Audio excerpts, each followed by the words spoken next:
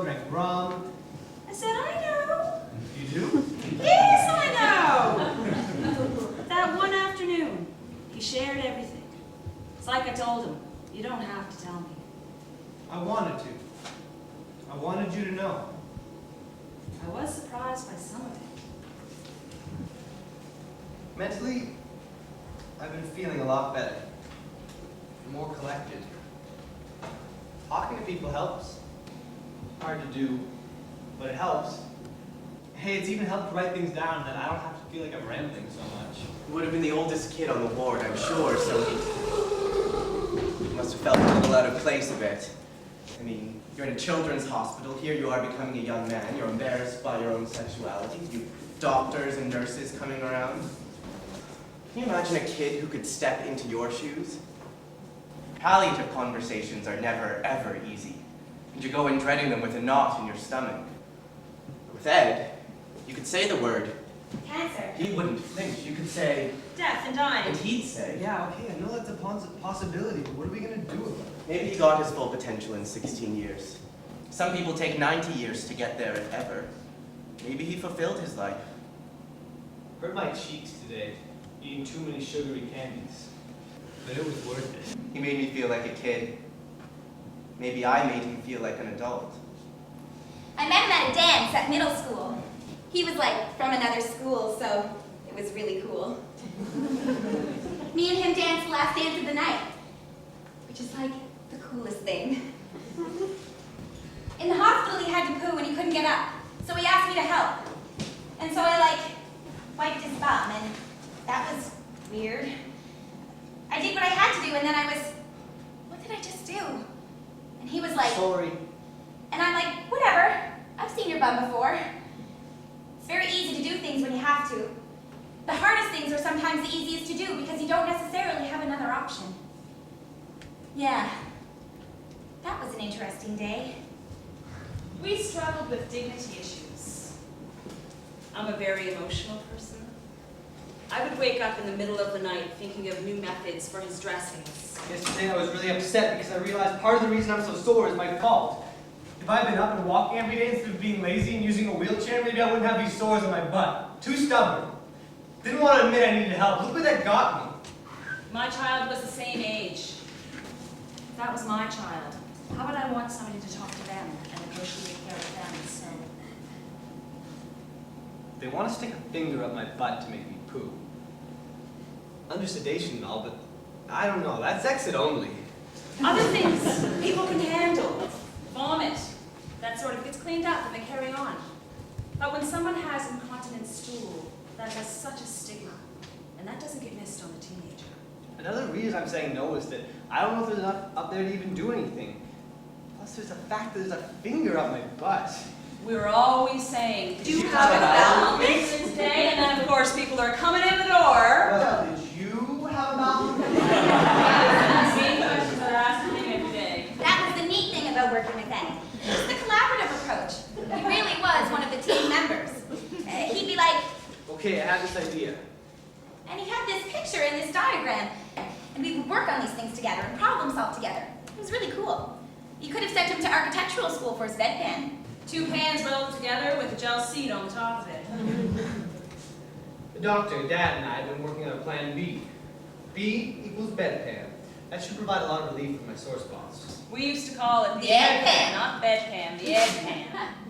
I didn't have a door stopper. He took a rock, painted a shark on it.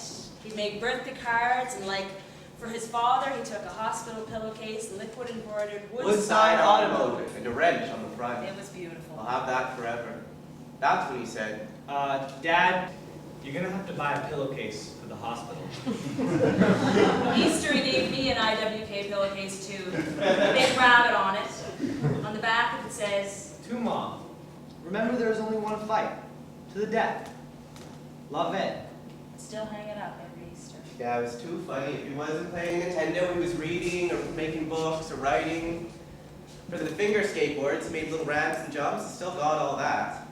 He was just an amazing kid. He just sat down and thought. So I'm writing this book where everyone is born a genius, but through picking their nose, they pick their smarts out. He used to make real wooden lifelike daggers and swords. He would just sit down, take some wood, carve it all out. And I mean the detail. I would treat him differently, and he'd be like, Stop, just treat me like you normally do. okay, sorry. We just go back to being normal and play video games. Keeping things normal, I think, was good stuff. Like, let's just watch this video game. And he'd be like, Yeah, that's cool. just like a normal night. I'm gonna try to watch Texas Chainsaw Massacre with my cousin. So far, it's good. Not like the reviews said. Coherent. He didn't want to be different. He just wanted to be Ed, which wasn't normal to begin with. But he wanted to be some parts of normal. This is not normal. Families don't go through this. Here it's normal, but mostly it's not. In the world, It's not normal. There was every attempt. The video games, you know.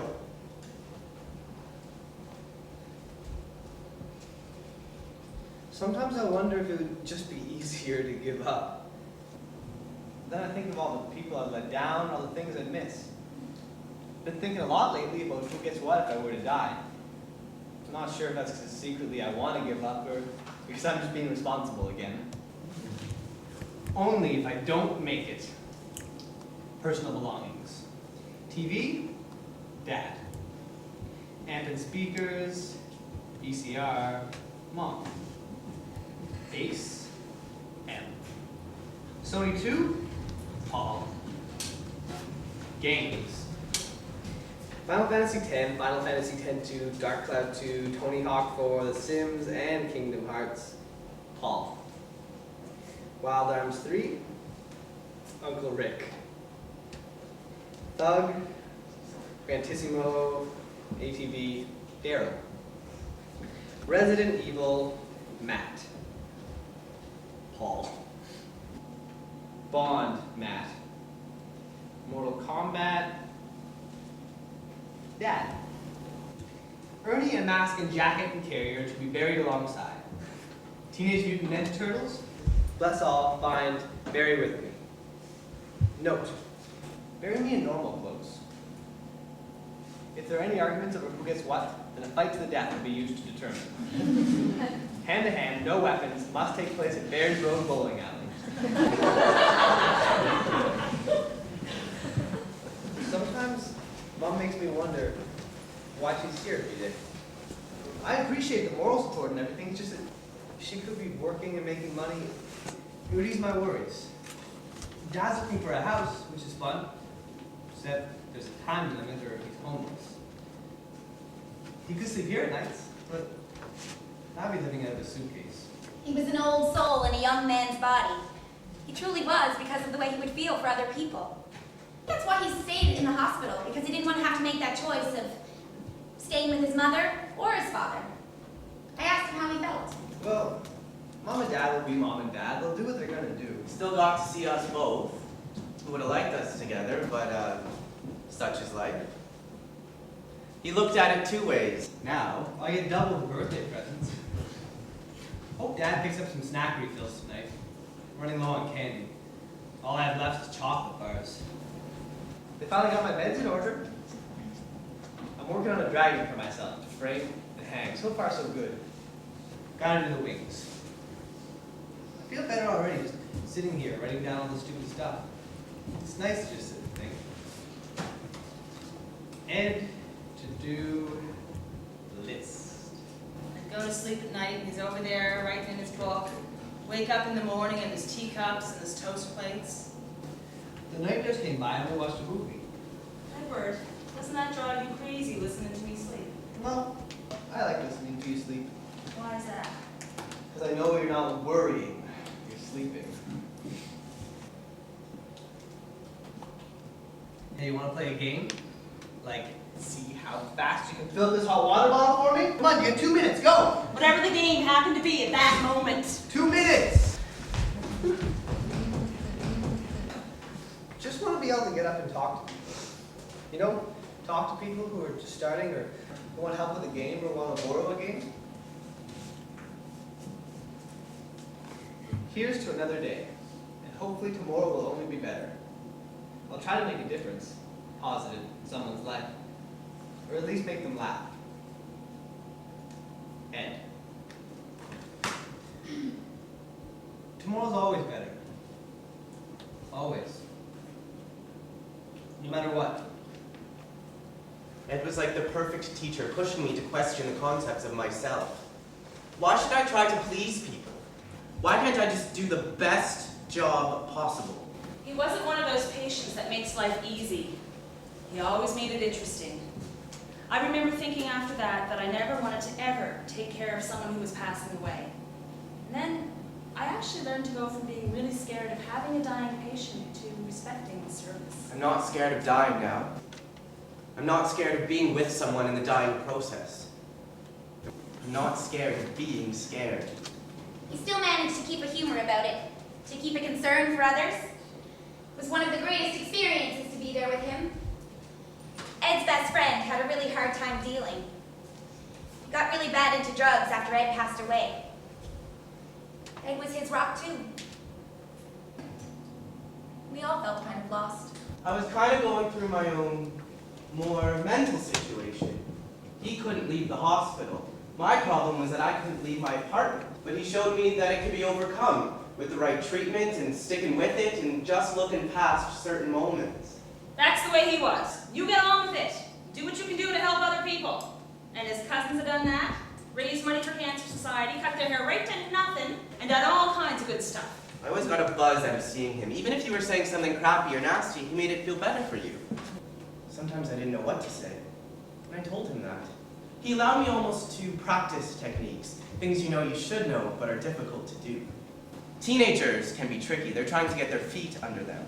On a psychological level, a teenager can behave like a 30-year-old or a 12-year-old. Are you talking to the wise old man that's in his psyche, or are you dealing with the angry teenager? You have to barter to come to a common agreement, but Ed taught me that it can be fun. He actually made me more enthusiastic about dealing with adolescent oncology. Ed taught me that I can do a lot more about levity on a personal level with patients. Just learning to laugh a bit more and loosen up a bit. But also, he taught me what I would call being grounded. He would say the most inappropriate things at the worst times, but it would always make you laugh. So then he did his job. I guess it made me more helpful, more aware of others. Maybe quit drinking. I'm definitely not the same person anymore. I definitely think a big chunk of me passed away with Ed. The man I worked with said, "Didn't realize your son died. He had a brother die of cancer." I said to him, "Well, is your mother ever the same?" He just kind of got this funny look, and he said, "You know, she never was. It's like there. I'll never be the same. But I'll be somebody, you know?" 10 p.m. I think this is my daytime. Mom was making food, so time to eat chocolate tart, pudding, and poutine, and green apple candies. And my pills. I knew there was times when I was out of line, and he put me in line, right? He'd written about it in his journal the day he told me to Shut up!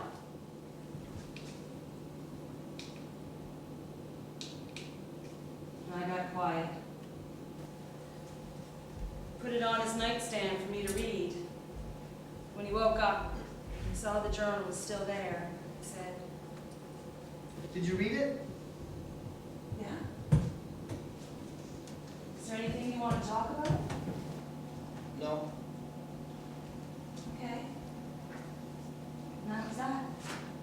We never did talk about it.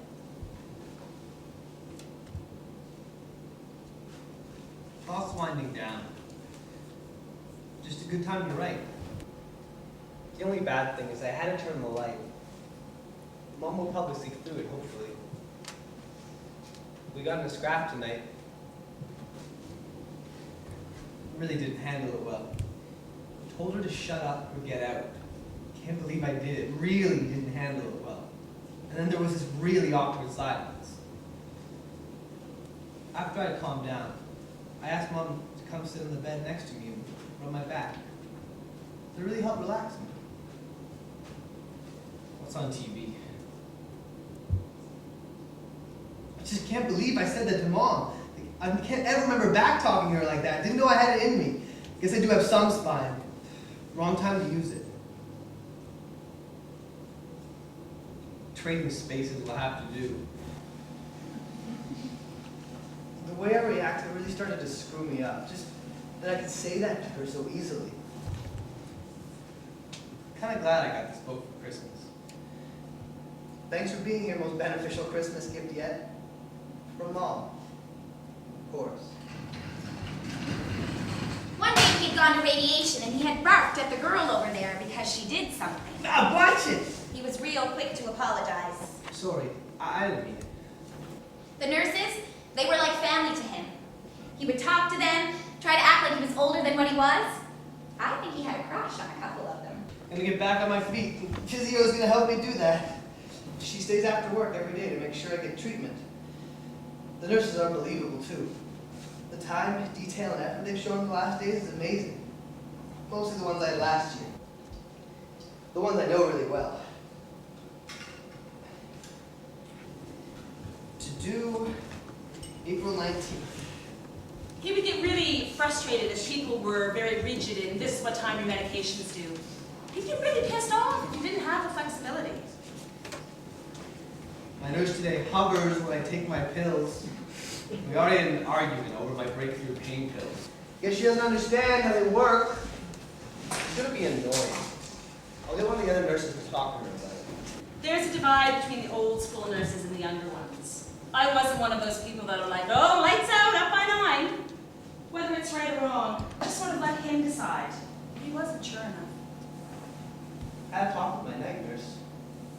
We have good talks.